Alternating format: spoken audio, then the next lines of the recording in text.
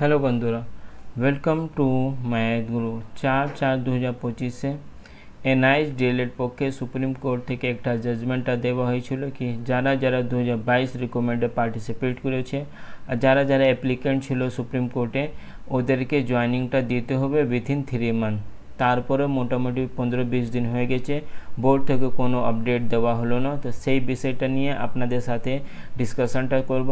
কিন্তু মাঝখানে একটা লেটারটা খুব জোর ভাইরাল হচ্ছে, সেখানে অ্যাকচুয়ালি এরা একটা রেগুলার ডিএলএড লেটারটা এই লেটারে ওরা ওয়েস্ট বেঙ্গল প্রাইমারি বোর্ড চেয়ারম্যানকে লিখেছে কি সেখানে আমাদের যখন ডকুমেন্ট ভেরিফিকেশনটা করা হবে কি করতে হবে এরা ওখানে আপনাদের প্রাইমারি বোর্ডকে ইনস্ট্রাকশনটা দিয়েছে। মানে এরা সুপ্রিম কোর্ট থেকে বড় হয়ে গেছে, সুপ্রিম কোর্ট যা একটা গাইডলাইনটা বেঁধে দিয়েছে সেই গাইডলাইন আলাদা করে প্রাইমারি বোর্ডে গিয়ে এরা নিজেই একটা গাইডলাইনটা জানাচ্ছে কি এনআইএস ডিএলএডের যখন ডকুমেন্ট ভেরিফিকেশনটা হবে সেই সময় কি করতে হবে। মানে সুপ্রিম কোর্ট যা জাজমেন্টটা দিয়েছে সেটা এরা সাইড করে দিয়েছে, আর এদের কি করতে হবে এরা প্রাইমারি বোর্ডটা গিয়ে জানাচ্ছে।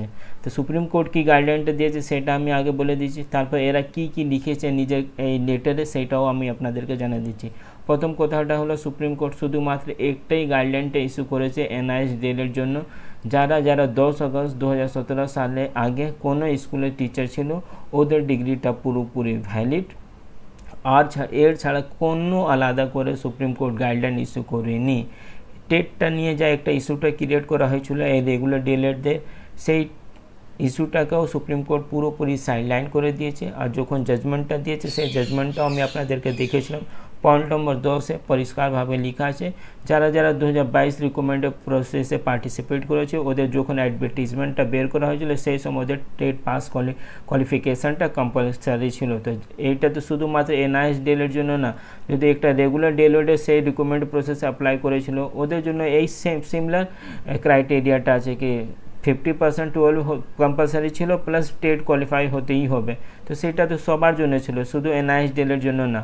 তো কিন্তু এরা কি লিখেছে, এরা যারা রেগুলার ডিএলএড এরা লিখেছে কি আমরা 2022-এ এনসিটি হিসাবে যা গাইডলাইনটা সেটা পুরোপুরি আমরা এলিজিবল ক্যান্ডিডেট, তাই জন্য আমি প্রাইমারি বোর্ডকে একটা লেটারটা লিখছি যারা এনআইএস ডিএলএড যারা ইন সার্ভিস টিচার ছিল ওদের ডিগ্রিটা ভালো করে মানে ভেরিফিকেশন করা হোক, ওরা কোন স্কুলে আগে ছিল যখন এই এনআইএস থেকে ডিএলএড করা হয়েছিল, এক্ষুনি ওরা কোন স্কুলে আছে, যখন ওরা এনআইএস থেকে ডিএলএড করেছিল সেই স্কুলটা রেফারেন্স দিয়ে যে স্কুলের রেফারেন্সটা দিয়ে ওরা অ্যাডমিশনটা করিয়েছিল এক্ষুনি ওরা ওই স্কুলে আছে কি আছে না, অনেক নানা রকম এখানে এরা গাইডলাইন মতনই আমি বলবো, গাইডলাইনটা বলতে পারি, নাহলে একটা কোশ্চেনটা রাইজ করেছে প্রাইমারি বোর্ডে গিয়ে। আর 2009 হিসাবে আরটিআই হিসাবে ওরা এই কোয়ালিফিকেশানটা করেছে কিনা, মানে এখানে ইনডাইরেক্টলি ওরা বলছে টেটটা ওদের আছে কি না 2017 আগে যখন ওরা অন্য স্কুলে ছিল।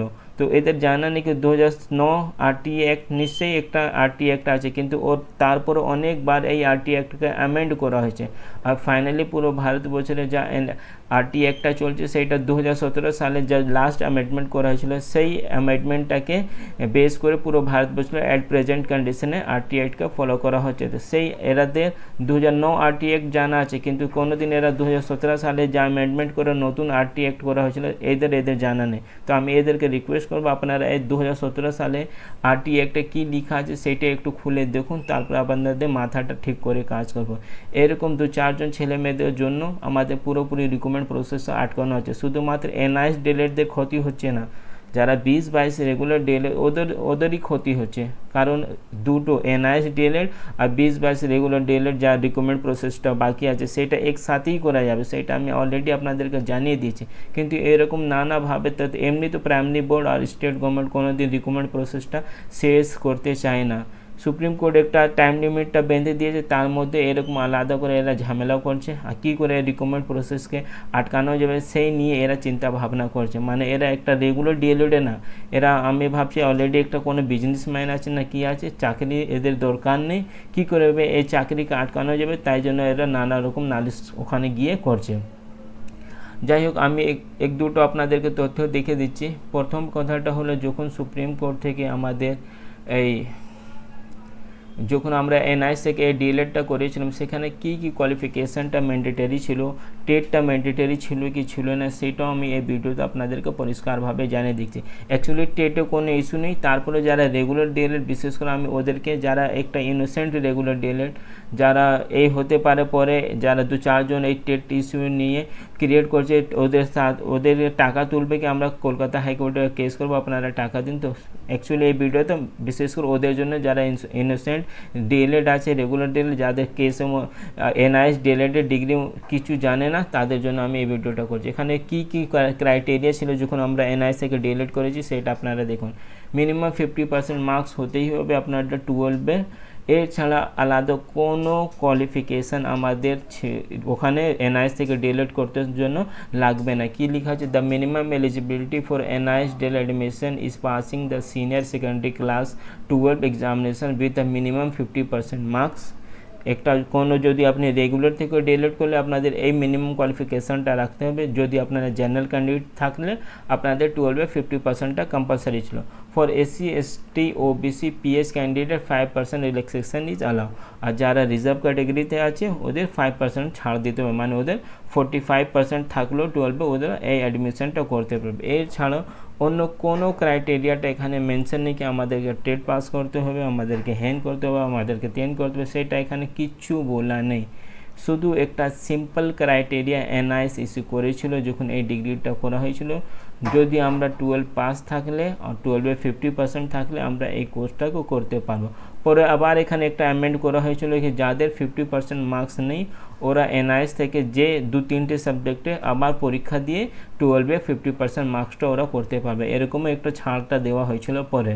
কিন্তু এই ছোট মানে জিনিসটা এটা কেন ভাবতে পারছে না, আর কেন এটা এত বড় ইস্যুটা ক্রিয়েট করতে চাচ্ছে, আমার মানে ইমাজিনেশন থেকেও একটা উপরে চলে যাচ্ছে। এখানে তো পরিষ্কারভাবে সুপ্রিম কোর্ট একটা গাইডলাইন দিয়েই রেখেছে কি 10 আগস্ট 2017 আগে যারা টিচার ছিল ওদের ডিগ্রিটা পুরোপুরি ভ্যালিড। আর এই লেটারে একটা আর মানে মেনশন করা হচ্ছে কি যখন আমরা এই ডিগ্রিটা করেছিলাম আমরা কোন স্কুলে আছি, সেই সময় কোন স্কুলে ছিলাম, এক্ষুনি সেই স্কুলে আমরা আছি কি আছি না সেটাও দেখতে হবে। যদি আমরা ওই স্কুলে না থাকলে অন্য আমরা কোন স্কুলে আছি সেটাও ইনকোয়ারি করতে হবে। এদের কি জানেনি আমাদের কেস গ্রাউন্ডটা কী ছিল? আমাদের তো গ্রাউন্ডে এই ছিল করোনা কালে অনেক স্কুলটা বন্ধ হয়ে গেছে, আমরা পুরোপুরি আনএমপ্লয়েড হয়ে গেছি। যদি আমরা নতুন করে ফ্রেশ রিক্রুটমেন্টে পার্টিসিপেট না করলে পারলে তো আমাদের পুরোপুরি জীবনটা নষ্ট হবে। তো আমাদের গ্রাউন্ডটাই এই ছিল কি আমাদের ম্যাক্সিমাম স্টুডেন্টটা করোনা কালে বন্ধ হয়ে গেছে, তাই জন্য আমরা আমাদেরকে নতুন রিক্রুটমেন্টের জন্য পার্টিসিপেট করার জন্য আপনারা অ্যালাউ করুন। তো এখানে কোনো এরকম কন্ডিশন নাই কি আমাদের এট প্রেজেন্টে কোনো স্কুলে থাকতে হবে, শুধুমাত্র একটাই কন্ডিশন 10 আগস্ট 2017 আগে আমরা যে স্কুলে ছিল কোন স্কুলে থাকলে আমাদের ডিগ্রিটা পুরোপুরি ভ্যালিড। তো আপনাদের যারা এনআইএস ডিএলএড ক্যান্ডিডেট ওদেরকে খুব বেশি চিন্তা করার দরকার নেই। সুপ্রিম কোর্ট যা গাইডলাইন দিয়েছে সেই গাইডলাইনটাকে মেনেই প্রাইমারি বোর্ডকে কাজ করতে হবে। যদি প্রাইমারি বোর্ড সেই গাইডলাইনটা মেনে অন্য কিছু নিজে হিসাবে ওখানে কিছু গাইডলাইনটা ইস্যু করে দিলে আবার কন্টেম্পট অফ কোর্ট কেস হবে, কারণ সুপ্রিম কোর্ট যা গাইডলাইনটা বেঁধে দিয়েছে তার উপরে তো কোনো কেউ যেতে পারবে না।